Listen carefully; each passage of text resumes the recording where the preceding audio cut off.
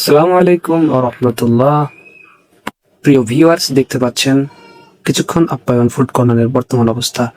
Boundary যে সাইডটা দেখছিলেন সেটা ছিল আগে এরকম। আহ, এখানে জঙ্গলটা পরিষ্কার করার জন্য আমি যে পোড়া কীটনাশক যেটা পাওয়া যায় ওটা স্প্রে করেছিলাম জঙ্গলটা পরিষ্কার করার জন্য।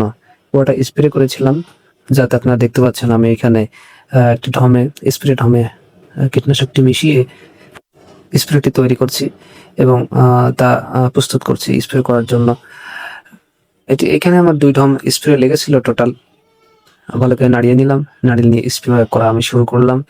এবং দেখতে পাচ্ছেন এখানে আগে প্রচুর জঙ্গল ছিল।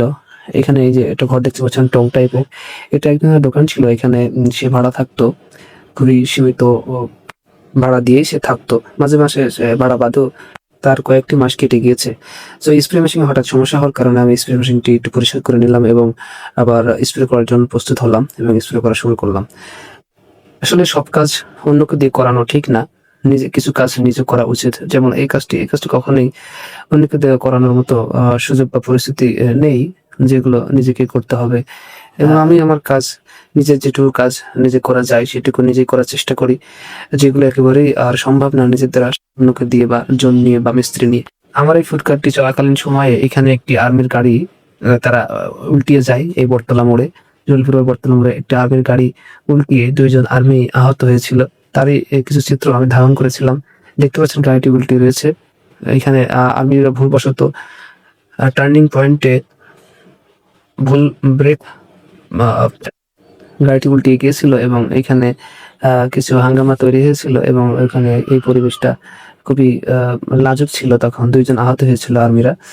তো সেই জায়গাটি আবার তারা তদন্ত করছিল, তারই কিছু চিত্র আমি ধারণ করেছিলাম, দেখতেই পাচ্ছেন।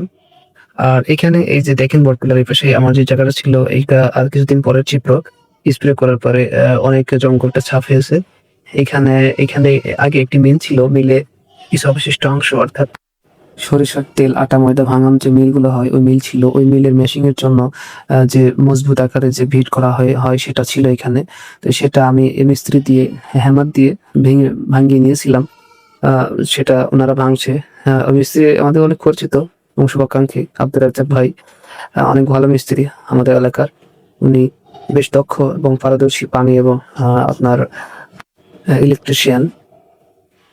তো এটা পরিষ্কার করার পরে আমরা এখানে মাটি দিয়ে ভরাট করি। জায়গাটা অনেক নিচ ছিল, এখানে বর্ষার সময় পানি বাদে, যার কারণে আমরা এখানে মাটি দিয়েছিলাম। মাটি পাচ্ছিলাম না প্রথমত, অনেক চাপাচির পরে প্রায় দীর্ঘদিন অপেক্ষা করার পরে আমরা মাটি পেয়েছিলাম।